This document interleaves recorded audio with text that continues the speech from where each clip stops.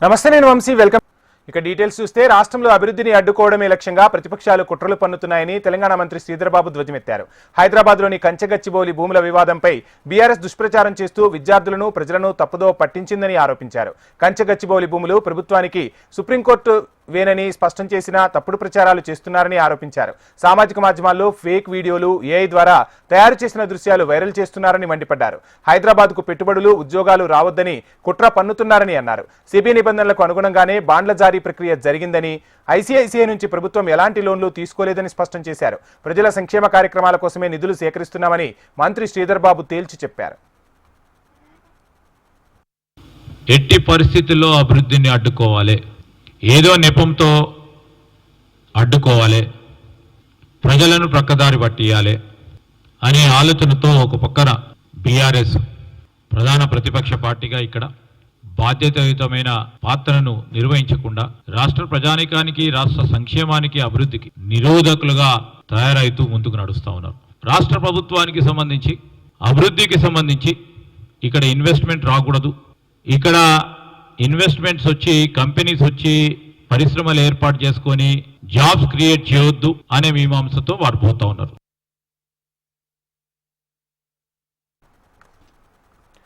కేటీఆర్ వ్యాఖ్యలను ఖండిస్తూ తాము కంచెగచ్చిబౌలి భూములను తనఖా పెట్టుకోలేదంటూ ఐసీఐసీఐ బ్యాంకు క్లారిటీ ఇచ్చింది. దాంతో మాజీ మంత్రి హరీష్ రావు ప్రభుత్వానికి ప్రశ్నలు సంధించారు. టీజీఐఏసీ ద్వారా 400 ఎకరాలు తనఖా పెట్టి రుణం పొందామని అసెంబ్లీలో తాను అడిగిన ప్రశ్నకు ప్రభుత్వం సమాధానం చెప్పిందని తెలిపారు. ఐసీఐసీఐ బ్యాంకు తనఖా పెట్టుకోకపోతే ఆ 400 ఎకరాలు ఎవరి దగ్గర తనఖా పెట్టారని ప్రభుత్వాన్ని ప్రశ్నించారు. 400 ఎకరాల తనఖా విషయంలో దాగి ఉన్న చీకటి కోణం ఏమిటంటూ ఎక్స్లో పోస్ట్ చేసిన హరీష్ రావు ప్రభుత్వం దీనిపై వెంటనే శ్వేతపత్రం విడుదల చేయాలని డిమాండ్ చేశారు. తెలంగాణ సీఎం రేవంత్ రెడ్డిపై ఎమ్మెల్యే వివేకానంద సంచలన వ్యాఖ్యలు చేశారు. పీసీసీ అధ్యక్షులుగా ఉన్నప్పుడు సీఎం రేవంత్ ఆర్టీఐని అడ్డంగా పెట్టుకుని భూదందా చేస్తే ఇప్పుడు సీఎం హోదాలో అధికారికంగా భూదందా చేస్తున్నారని ఆరోపణలు ఎక్కుపెట్టారు. కంచెగచ్చిబౌలి భూములను 10,000 కోట్ల రూపాయలకు తాకట్టు పెట్టామని అసెంబ్లీలో చెప్పిన సర్కార్ ఇప్పుడు బుకాయిస్తోందన్నారు. వారు ఎంత క్లియర్గా చెప్తా ఉంటారంటే వారి యొక్క వివరణలని నిన్న పీసీసీ అధ్యక్షుడు మహేష్ కుమార్ గౌడ్ గారు, అదేవిధంగా మరి కొన్ని యొక్క సమాధానంలో మంత్రిగా ఉన్నటువంటి శ్రీధర్ బాబు గారు 170 కోట్ల రూపాయలని ఒక కమిషన్గా ఒక ఏజెన్సీకి ఇచ్చినాము అని సిగ్గు లేకుండా 170 కోట్ల రూపాయలని ఈ 10,000 కోట్లు రాబట్టడానికి ఒక కమిషన్ ఏజెంట్కి ఇచ్చినారంటే ఈ ప్రభుత్వం ఇంత దిగజారిపోయిందో అని చెప్పి సందర్భంగా మనం అర్థం చేసుకోవాల్సిన అవసరం ఉన్నది. 170 కోట్ల రూపాయలు ప్రభుత్వ సొమ్ము, ప్రజల ఆస్తి, ప్రజల కష్టంతో కూడుకున్నటువంటి ట్యాక్స్ మనీ, వారి అనాయాలు, వారి మధ్యలో బ్రోకర్లకి 170 కోట్ల రూపాయలను చెల్లించిందంటే ఇంత దిగజారిపోయి ఈరోజు ప్రభుత్వం చెలాయిస్తుందో ఒకసారి మనం స్పష్టంగా అర్థం చేసుకోవచ్చు. ఒకరేమో వారు స్పష్టంగా అడుగుతారు, మరి మీరు మార్టిగేజ్ చేసి 10,000 కోట్లు తీసుకొచ్చారు కదా అంటే, మరి గతంలో చాలా సందర్భాల్లో ఇంకా చూటి పరిస్థితి ఒకటే ఒక అంశం నేను చెప్తాను. 10,000 కోట్ల రూపాయలు వచ్చినాయి టీజీఐసీకి రుణం ఇచ్చినటువంటి ఐసీఐసీ బ్యాంక్ అని చెప్పి గతంలో చాలా సందర్భాల్లో పేపర్లలో, అన్ని ప్రధాన పత్రికల్లో, అన్ని ప్రచార మాధ్యమాల్లో స్పష్టంగా వచ్చింది 10,000 కోట్ల రూపాయలు టీజీఐసీకి ఐసీఐసీ బ్యాంక్ నుంచి వచ్చిందని చెప్పేసి. గతంలో ఎన్నడూ సమానం చెప్పలేనటువంటి ఐసీఐసీ బ్యాంకు నిన్న మా నాయకుడు చెప్పగానే వివరణకు దిగింది. మేము ఎలాంటి మార్టిగేజ్ చేయలేదు, కేవలం అకౌంట్ మాత్రమే మేము మెయింటైన్ చేస్తున్నామని చెప్పేసి. లక్నవరం సరస్సు నుండి కాలువల ద్వారా 2 పంటలకు నీరందిస్తామని రాష్ట్ర పంచాయతీరాజ్, శిశు సంక్షేమ శాఖ మంత్రి సీతక్క చెప్పారు. ములుగు జిల్లాలో పర్యటించిన మంత్రి సీతక్క జంగాలపల్లి, కన్నాయగూడెం, కసిందేవుపేట, రాయనగూడెం, యాపాలగడ్డ, కొత్తూరు, నర్సాపూర్లలో 33 కోట్ల రూపాయలతో రోడ్డు నిర్మాణ పనులకు శంకుస్థాపనలు, ప్రారంభోత్సవాలు చేపట్టారు. జగ్గనగూడెంలో హైలెవెల్ వంతెనకు మంత్రి సీతక్క శంకుస్థాపన చేశారు. జంగాలపల్లి నుండి జగ్గనగూడెం వరకు 20 సంవత్సరాలుగా రోడ్డు లేక ప్రజలు ఇబ్బందులు ఎదుర్కొన్నారని చెప్పారు. ఇండ్లు లేని ప్రతి నిరుపేదకు ఇందిరమ్మ ఇండ్లు తప్పక ఇస్తామని హామీ ఇచ్చారు మంత్రి సీతక్క. దాదాపుగా 20 సంవత్సరాలుగా రోడ్డు కావాలని అనేక రోజులుగా పోరాటాలు చేసిరు, పాదయాత్రలు చేసిరు. ఎప్పుడు కూడా మరి ఇబ్బంది పడుతుంటే చాలా వాళ్ళ బాధ వర్ణాతీతంగా ఉండే. ఈ రోజు 33 కోట్లతోటి మరి ప్రాంతానికి జంగాల్పల్లి నుంచి జగ్గనగూడెం దాకా డబల్ రోడ్డు శాంక్షన్ కూడా అవ్వడం జరిగింది. ఆ పనులు కూడా కంప్లీట్ చేస్తా ఉన్నాం. దానితో పాటు జగ్గన్నగూడానికి ఎప్పుడు కూడా మరి వరదలు వస్తే ఇటు ఉన్న ప్రజలు ఇటు వచ్చే వాళ్ళు కాదు, ఇటున్న వాళ్ళు అటు వచ్చే వాళ్ళు కాదు. గతంలో కాంగ్రెస్ ప్రభుత్వంలోనే లో లెవెల్ కాజ్వే ఇక్కడ కట్టడం జరిగింది. ఆ లో లెవెల్ తోటి కూడా అంటే కొంత వర్షం బాగున్నప్పుడు ఇబ్బంది అవుతుందని వాళ్ళ అభిప్రాయం మేరకు వాళ్ళ కష్టాలు చూసి ఈరోజు high level Station Ghanpur MLA Kadiyam శ్రీహరిపై మాజీ ఎమ్మెల్యే తాటికొండ రాజయ్య తీవ్ర ఆరోపణలు చేశారు. దేవనూర్ ఇనుపరాతి గుట్టలపై కడియం కన్నేశాడన్నారు. 28 ఎకరాల భూమి శ్రీహరి బినామీపై ఉందని, ఆ బినామీ ఎవరో కూడా తమకు తెలుసని రాజయ్య తెలిపారు. దేవనూరులో కడియం శ్రీహరి తాత ముత్తాతలు సంపాదించిన ఆస్తులు ఏమీ లేవని, అంత భూమి ఎలా వచ్చిందని ప్రశ్నించారు రాజయ్య. కడియం శ్రీహరి అవినీతి అక్రమాలకు నిలయమని, ఆయన ఆస్తులే అందుకు సజీవ సాక్ష్యాలని తెలిపారు. శ్రీహరి రాజకీయ జన్మనిచ్చిన స్టేషన్ గన్పూర్ ప్రజలే రాజకీయ సమాధి కట్టడానికి సిద్ధంగా ఉన్నారని తెలిపారు తాటికొండ రాజయ్య. ఎకరాలను ఆయన అక్కడ కబ్జా చేస్తూ ఉంటే 10,000 కోట్లకు భూమిని కుదబెడతా ఉంటే ఆయనకు తక్కువ నేనేమన్నా, ఆయనకంటే నేను సీనియర్ అన్నట్టు ఏకదాటిగా మొత్తం దేవనూరు గుట్టలు ఇనుపరాతి గట్లగా పేరున్నాయి. దాదాపు 3,955 ఎకరాల భూమి మీద కన్నేసిండు. ఆ కన్నేసి ఎవరేమనుకుంటే లోపలికి పోదామని చెప్పేసి 2 కిలోమీటర్ల లోపలికి రైతులను బెదిరిస్తూ లోపలికి రోడ్ వేసిన పరిస్థితి. ఉపాధి హామీ ద్వారా పెట్టిన చెట్లన్నీ కూడా నిర్దాక్షిణంగా నరికేయడము, తర్వాత బుల్డోజ్. సిద్దిపేటలో మాజీ మంత్రి హరీష్ రావు పర్యటించారు. ఇటీవల కురిసిన వర్షాలకు భారీగా పంట నష్టం జరిగింది. దెబ్బతిన్న పొలాలను హరీష్ రావు పరిశీలించారు. రైతుల గురించి కాంగ్రెస్ సర్కార్ పట్టించుకోవడం లేదని అన్నారు. బీఆర్ఎస్ హయాంలో చనిపోయిన రైతులకు రైతు బీమా ఇచ్చామని, కానీ కాంగ్రెస్ సర్కార్ ఇప్పుడు ఆ బీమా ఇవ్వడం లేదని హరీష్ రావు ఆరోపించారు. వర్షాకాలం పంటలకు ఉచిత విత్తనాలు ఇవ్వాలని డిమాండ్ చేశారు. ప్రభుత్వం ముందు చూపు లేక విత్తనాలు ఇవ్వట్లేదని హరీష్ రావు దుయ్యబట్టారు. మొన్న ఉదయం పూట వడగళ్ల వానతో సిద్దిపేట జిల్లాలో తీవ్రమైనటువంటి నష్టం జరిగింది. ఇవాళ రైతులు చాలా ఆందోళనలో ఉన్నారు. రాష్ట్ర ప్రభుత్వం పంటల బీమా చేస్తామని శాసనసభలో బడ్జెట్లో నిధులు కూడా కేటాయించి మొండి చేయి చూపింది. నిజంగా పంటల బీమా చేసుంటే ఇవాళ రైతులందరికీ మేలు జరిగేది. అసెంబ్లీలో చెప్పి బడ్జెట్లో నిధులు పెట్టి పంటల బీమా చేయకుండా తప్పుడు కేసులు పెట్టి వేధించాలనే ఉద్దేశం కూటమి ప్రభుత్వానికి లేదన్నారు మంత్రి ఆనం. గత 5 ఏళ్లు వైసీపీ సర్కార్ వ్యవస్థలను భ్రష్టు పట్టించిందని ఆరోపించారు. అప్పుడు వైసీపీ నేతలు చేసిన తప్పు వల్లే ఇప్పుడు కేసులు వస్తున్నాయన్నారు. తప్పులు చేసిన వారు కటకటాలు లెక్క పెట్టాల్సిందేనని మంత్రి ఆనం హెచ్చరించారు. ఒక రకమైన నిర్వేదం వచ్చింది వాళ్ళకి. 5 సంవత్సరాల అధికారంలో ఉన్న వ్యవస్థలను భ్రష్టు పట్టించి దిగజారుడు రాజకీయాలతో ఆనాడు ఉన్నటువంటి అనేక మంది పతనావస్థకి వెళ్ళిపోయారు. రాజకీయాల్లో ఇవాళ మళ్ళా కోలుకోలేనటువంటి స్థితికి దిగజారారు. అనవసరమైన కేసులో, తప్పుడు కేసులో పెట్టి వేధించాల్సిన అవసరం ఇవాళ కూటమి ప్రభుత్వానికి లేదు. వాస్తవాలని ప్రజల ముందు పెట్టి ఎన్నికల్లో పోటీ చేశాం. 5 సంవత్సరాల్లో మీరు అన్ని వ్యవస్థల్ని దిగజార్చి భ్రష్టు పట్టించారు. వాటన్నిటినీ ప్రజల మధ్యలో పెట్టాం. ఎన్నికల సందర్భాల్లో చెప్పాం, ఈ విధంగా వ్యవస్థలే దిగజారిపోయినాయి. ఈ 5 సంవత్సరాల్లో మాకు అవకాశం ఇవ్వండి అని అంటే రాజ్యాంగాన్ని మారుస్తారని మోడీపై కాంగ్రెస్ దుష్ప్రచారం చేసిందని భారతీయ జనతా పార్టీ ఆంధ్రప్రదేశ్ అధ్యక్షురాలు దగ్గుపాటి పురంధేశ్వరి విమర్శలు గుప్పించారు. కాంగ్రెస్ హయాంలోనే రాజ్యాంగంలో ఎక్కువసార్లు సవరణలు జరిగాయని గుర్తు చేశారు. ఓ వర్గం ఓటు బ్యాంకును దృష్టిలో ఉంచుకుని స్వార్థంతో కాంగ్రెస్ నేతలు మోడీ సర్కార్పై అసత్య ప్రచారాలు చేశారన్నారు పురంధేశ్వరి. 2024 ఎన్నికల సందర్భంలో పెద్ద ఎత్తున దుష్ప్రచారం మా విపక్ష పార్టీలు చేశాయి.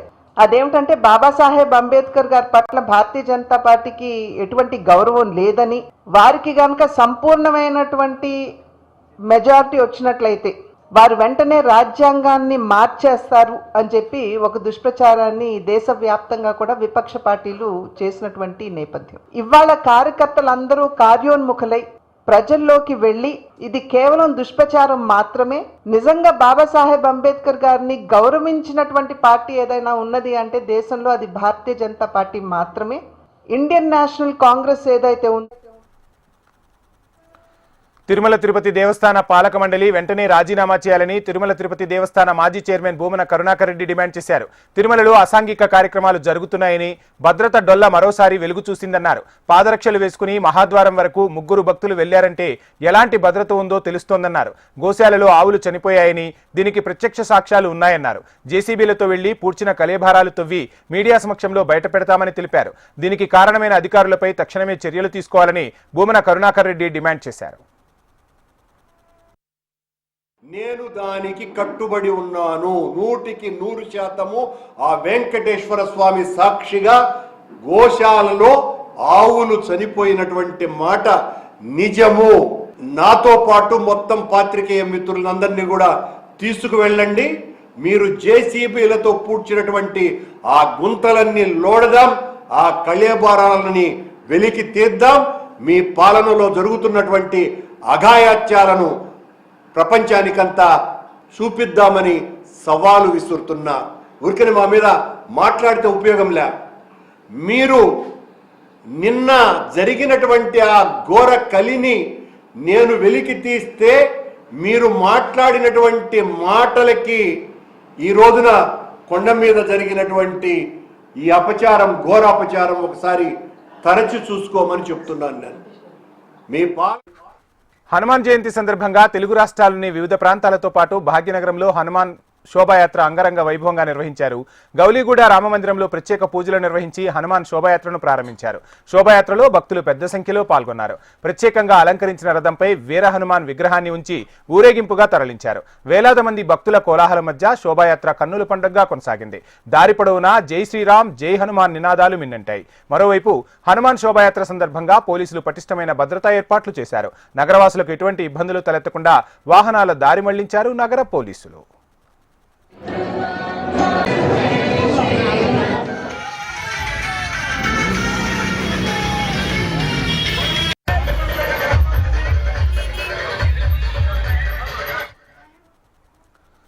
ప్రముఖ సామాజిక కార్యకర్త, జీవితమంతా మొక్కలు నాటేందుకు గడిపిన ప్రకృతి ప్రేమికుడు, పద్మశ్రీ అవార్డు గ్రహీత వనజీవి రామయ్య కన్నుమూశారు. కొంతకాలంగా అనారోగ్యంతో బాధపడుతున్న రామయ్య ఆసుపత్రిలో చికిత్స పొందుతూ తుదిశ్వాస విడిచారు.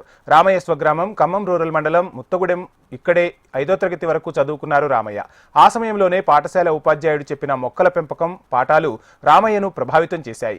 ఆ తర్వాత రామయ్య కుటుంబం రెడ్డిపల్లికి మకాం మార్చింది. దశాబ్దాల పాటు కనిపించిన ఖాళీ స్థలాలతో పాటు ప్రభుత్వ, ప్రైవేటు కార్యాలయాల్లో మొక్కలు నాటుతూ వచ్చారు. వృత్తిరీత్యా కుండలు చేస్తూ, పాలు అమ్ముతూ జీవనం సాగించేవారు. వన పెంపకానికి అవిశ్రాంత కృషి చేశారు రామయ్య. 1 కోటికి పైగా మొక్కలు నాటడం ద్వారా పర్యావరణ పరిరక్షణలో రామయ్య చేసిన కృషికి 2017లో భారత సర్కార్ ఆయన్ని పద్మశ్రీతో పురస్కరించి సత్కరించింది. జీవితమంతా మొక్కలు నాటి పెంచిన రామయ్య వనజీవి తన ఇంటి పేరుగా మార్చేసుకున్నారు. తన జీవితకాలంలో 1 కోటికి పైగా మొక్కలు నాటి రికార్డు సృష్టించారు వనజీవి రామయ్య.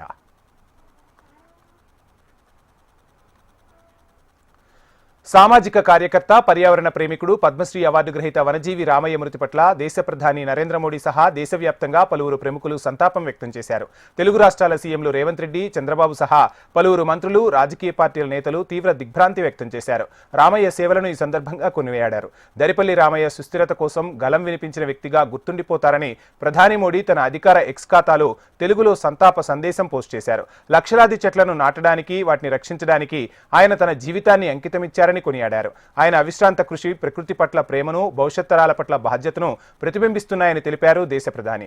ఆయన చేసిన కృషి మన యువతలో మరింత సుస్థిరమైన హరిత గ్రహాన్ని నిర్మించాలనే తపనను ప్రేరేపిస్తూనే ఉంటుందన్నారు ప్రధాని.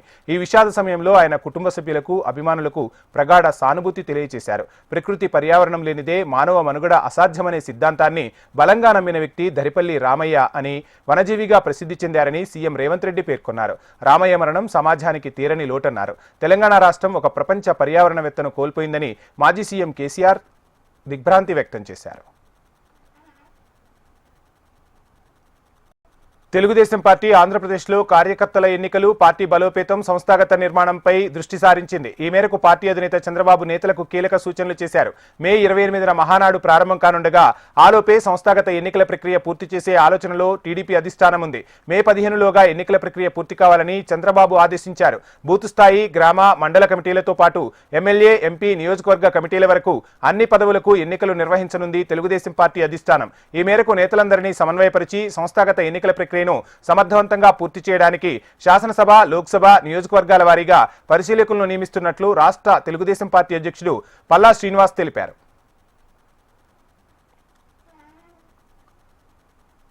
సినీ నటి, కాంగ్రెస్ ఎమ్మెల్సీ విజయశాంతి దంపతులకు బెదిరింపులు రావడం కలకలం రేపింది. చంద్రశేఖర్ రెడ్డి అనే వ్యక్తి నరకం అంటే ఏంటో చూపిస్తా అంటూ బెదిరింపులకు పాల్పడ్డాడు. విజయశాంతి సోషల్ మీడియా అకౌంట్ను మెయింటైన్ చేసి ఉన్నత స్థానాలకు తీసుకెళ్తానని నమ్మబలికాడు చంద్రశేఖర్ రెడ్డి. దాంతో చంద్రశేఖర్ రెడ్డిని నమ్మి పెద్ద మొత్తంలో విజయశాంతి దంపతులు డబ్బులు ఇచ్చారు. ఆ తర్వాత సోషల్ మీడియా అకౌంట్ను మెయింటైన్ చేయకుండా వదిలేశాడు. దీనిపై నిలదీసినందుకు నరకం అంటే ఏమిటో చూపిస్తానంటూ విజయశాంతి దంపతులపై బెదిరింపులకు పాల్పడ్డట్టు తెలుస్తోంది. SMS మెయిల్స్ ను పంపించాడు. దీంతో విజయశాంతి అతనిపై బంజారాహిల్స్ పోలీసులకు ఫిర్యాదు చేశారు.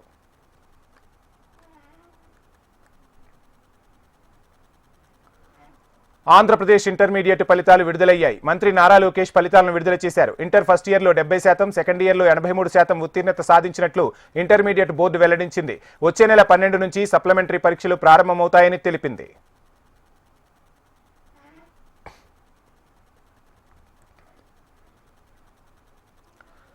గ్రేటర్ విశాఖలో రాజకీయాలు ఆసక్తికరంగా మారుతున్నాయి. వైసీపీ మేయర్ హరి వెంకటకుమారిపై అవిశ్వాస తీర్మానం నోటీసు నేపథ్యంలో ఈ నెల 19న జీవీఎంసీ కౌన్సిల్ సమావేశం నిర్వహించనున్నారు. అయితే ఆలోపు కూటమి తమ బలాన్ని పెంచుకోవాలని భావిస్తోంది. మరోవైపు రాజకీయ సమీకరణాలు కూడా రోజురోజుకు మారిపోతున్నాయి. వైసీపీ నుంచి కార్పొరేటర్లు కూటమి వైపు చూస్తున్నారు. ఈ నేపథ్యంలో మాజీ ఎమ్మెల్యే నాగిరెడ్డి కుమారుడు వంశీరెడ్డితో పాటు పలువురు వైసీపీ కార్పొరేటర్లు కూటమి నేతలతో మంతనాలు సాగుతున్నట్లు ప్రచారం జోరందుకుంది. మేయర్ పీఠం కూటమికి దక్కేలా అడుగులు వడివడిగా పడుతుండటంతో విశాఖ రాజకీయాలు తీవ్ర ఉత్కంఠను రేపుతున్నాయి.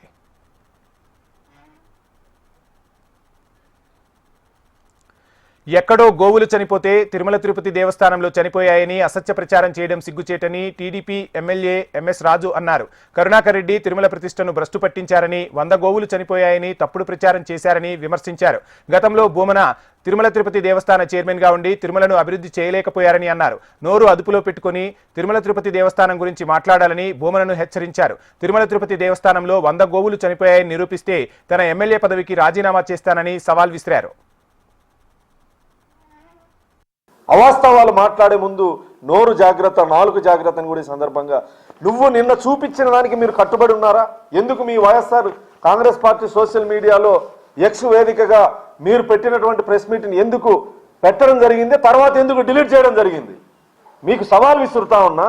నిన్న మీరు మాట్లాడినటువంటి మాటలకు కట్టుబడి 100కు పైగా గోవులు మరణించాయి, టీటీడీ పాలక మండలి, టీటీడీ అధికారులు అశ్రద్ధ వహిస్తా ఉన్నారు అని చెప్పి నిన్న ఏదైతే మీరు ఫోటోలు చూపించారో 100కు పైగా గోవులు మరణించాయని మీరు నిరూపిస్తారా? మీరు నిరూపిస్తే నేను టీటీడీ బోర్డు మెంబర్గా రాజీనామా చేయడానికి సిద్ధంగా ఉన్నాం. మీరు నిరూపిస్తే మడకశిర శాసనసభ్యత్వం. తిరుమలలో అపచారం చోటు చేసుకుంది. శ్రీవారి దర్శనానికి కొందరు భక్తులు చెప్పులతో వచ్చారు. మహాద్వారం దగ్గర గుర్తించిన తిరుమల తిరుపతి దేవస్థానం సిబ్బంది చెప్పులను చెత్తబుట్టలో వేయించి అనంతరం లోపలికి అనుమతించింది. అయితే చెప్పులతో మహాద్వారం వరకు ఎలా వచ్చారన్న సందేహాలు వ్యక్తమవుతున్నాయి. దర్శనం లైన్లలోకి ప్రవేశించే ముందే సిబ్బంది ఎలా వదిలేశారన్న ప్రశ్నలు ఇప్పుడు ఉత్పన్నమవుతున్నాయి. పాస్టర్ ప్రవీణ్ కుమార్ మృతిపై ఏలూరు ఐజీ అశోక్ కుమార్ వివరాలు వెల్లడించారు. పొట్టిపాడు టోల్గేట్ దగ్గర కుడివైపు ఇండికేటర్ వేసుకుని వెళ్లినట్లు ట్రాఫిక్ పోలీసులు గుర్తించారు. సమీపంలోనే వైన్ షాప్ లో మద్యం బాటిళ్లను కొనుగోలు చేసినట్లు, ఆ కొనుగోలుకు సంబంధించిన లావాదేవీలను పోలీసులు సేకరించారు. కొంత మారు గ్రామం బ్రిడ్జి దగ్గర రాత్రి 11:42 ప్రవీణ్ బైక్ యాక్సిడెంట్ కు గురైనట్లు తెలిపారు. ఆ ప్రమాదం జరిగిన ప్రాంతాన్ని రీకన్స్ట్రక్షన్ చేసినట్లు ఐజీ తెలిపారు. బైక్ యాక్సిడెంట్ అయినప్పుడు 70 కిలోమీటర్ల వేగంతో బండి నడిపినట్లు ఫోరెన్సిక్ అధికారులు రిపోర్ట్ అందించారని గుర్తు చేశారు. FSL రిపోర్ట్ ప్రకారం ప్రవీణ్ మృతదేహాల్లో ఆల్కహాల్ గుర్తించామన్నారు. శరీరంపై ఆయన గాయాలు రోడ్డు ప్రమాదంలో జరిగినవి అని వైద్యులు సైతం రిపోర్ట్ ఇచ్చారని ఐజీ అశోక్ కుమార్ వెల్లడించారు. ఈ పాస్టర్స్ మన ప్రవీణ్ కుమార్ గారు మనకు 24 రాత్రి 11:44 గంటలకు మరణించారు. 25వ తారీఖు వారి పోలీసు ASI గారు వారి డెడ్ బాడీని గుర్తించి వారి ఫ్రెండ్స్కి వారికి తెలియజేసిన తర్వాత హాస్పిటల్కి దాన్ని షిఫ్ట్ చేయడం జరిగింది. తర్వాత ఆ రోజు వాళ్ళ బంధువులంతా వచ్చిన తర్వాత 25వ తారీఖు మనము దీన్ని సస్పిషియస్ డెత్ కింద కేసు రిజిస్టర్ చేయడం జరిగింది. 26వ తారీఖు వారి బంధుమిత్రులు వారందరూ వచ్చిన తర్వాత తహసీల్దార్ గారు జమిలీ ఎన్నికల వల్ల ప్రాంతీయ పార్టీలకు ఇబ్బంది అనేది అపోహ అని మాజీ ఉపరాష్ట్రపతి వెంకయ్య నాయుడు తెలిపారు. తిరుపతిలో ఒకే దేశం ఒకే ఎన్నిక అంశంపై నిర్వహించిన మేధావుల సదస్సులో వెంకయ్య పాల్గొన్నారు. సాంకేతికత సాయంతో జమిలీ ఎన్నికలు జరపడం కష్టం కాదని చెప్పారు. కొన్ని పార్టీలు దీన్ని వ్యతిరేకించడంలో రాజకీయ కోణం తప్ప మరేమీ లేదన్నారు. జమిలీ ద్వారా ఎన్నికల ఖర్చు ఆదా అవుతోందని తెలిపారు. అధికారం పోతే కొన్ని పార్టీలు తట్టుకోలేకపోతున్నాయని, సంయమనం కోల్పోతున్నాయని ఎద్దేవా చేశారు.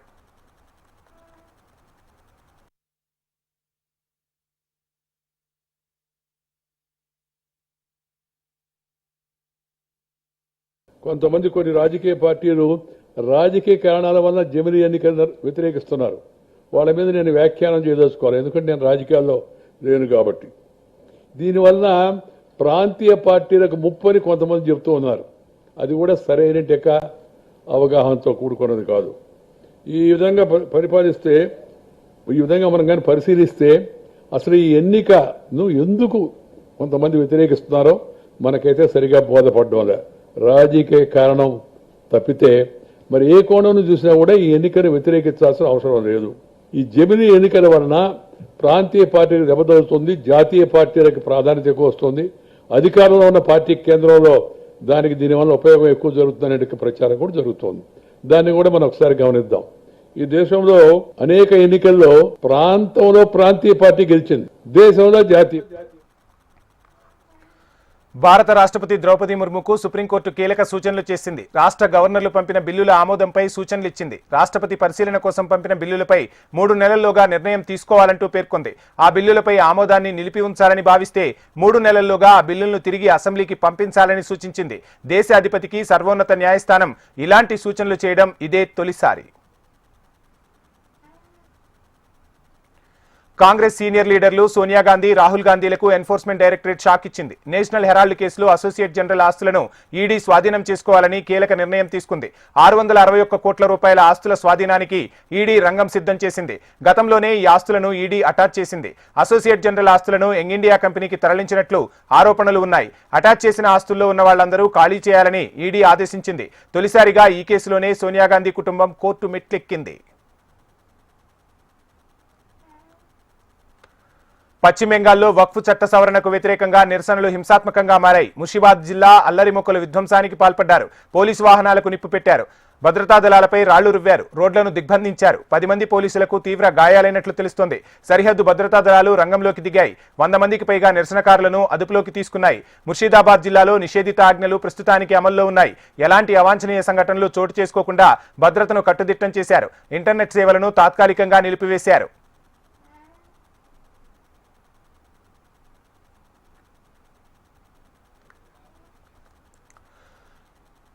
26/11 ఉగ్రదాడి కుట్రదారుడు తహూర్ రాణాను ఎన్ఐఏ విచారిస్తున్న నేపథ్యంలో భారత నిఘా వర్గాలు కేంద్ర రాష్ట్ర ప్రభుత్వాలకు తీవ్ర హెచ్చరికలు జారీ చేశాయి. దేశంలో ఉగ్రదాడులు జరిగే అవకాశం ఉందని వార్నింగ్ ఇచ్చాయి. దేశవ్యాప్తంగా అన్ని రాష్ట్రాలు అలర్ట్గా ఉండాలని సూచించాయి. దేశంలో పలు ప్రాంతాల్లో ఉగ్రదాడులు జరిగే అవకాశాలు ఉన్నాయని, రైల్వే, నదీ మార్గాలను ఉగ్రవాదులు ఎంచుకునే అవకాశం ఉందని నిఘా వర్గాలు వెల్లడించాయి. రాష్ట్రాల్లో వీవీఐపీల భద్రతను మరింత కట్టుదిట్టం చేయాలని ఆదేశాలు జారీ చేశాయి.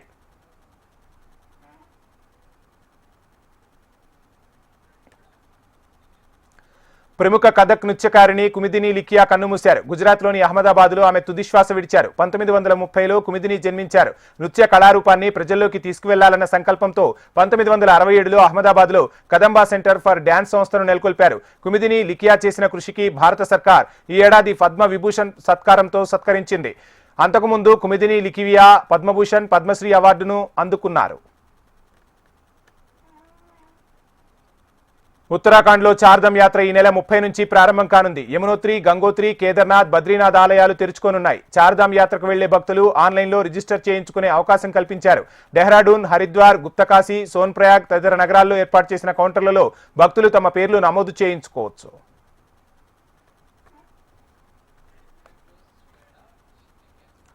ఇవి ఇప్పటివరకు ఉన్న ప్రైమ్ టైం అప్డేట్స్. చూస్తూనే ఉండండి హెచ్ఎం టీవీ. వార్త ఆగదు, నిజం దాగదు.